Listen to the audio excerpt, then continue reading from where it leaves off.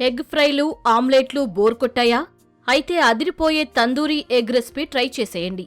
Smoky flavour, masala ఘాటుతో restaurant స్టైల్లో ఇంట్లోనే చేసుకోవచ్చు.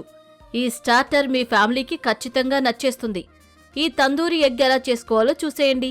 తందూరీ ఎగ్ తయారీకి కావలసిన పదార్థాలు: ఉడికించిన గుడ్లు 4 లేదా 5, పెరుగు అర కప్పు, తందూరీ మసాలా పొడి 1 టీ స్పూన్, అల్లం వెల్లుల్లి పేస్ట్ 1 టీ స్పూన్, ధనియాల పొడి 1 టీ స్పూన్, నిమ్మరసం 1 టేబుల్ స్పూన్, కారం రుచికి తగినంత, కలర్ క్యాప్సికమ్ ముక్కలు 1 కప్పు, ఉల్లిపాయ ముక్కలు 1 కప్పు, వెన్న లేదా నూనె 2 టేబుల్ స్పూన్లు, ఉప్పు రుచికి సరిపడా, బొగ్గు ముక్క 1, కబాబ్ స్టిక్స్ అవసరమైనన్ని.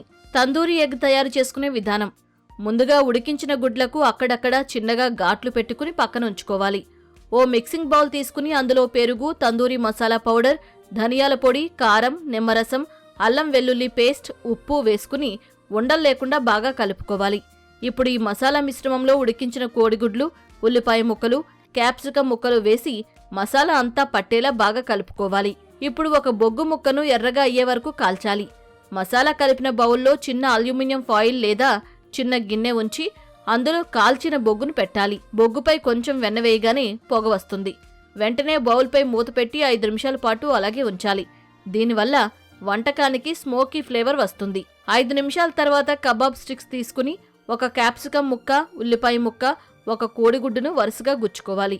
స్టవ్ మీద పాన్ పెట్టి కొంచెం వెన్న వేసి వేడయ్యాక ఈ స్టిక్స్ను పాన్ మీద ఉంచి అన్ని వైపులా ఎర్రగా అయ్యే వరకు వేయించుకోవాలి.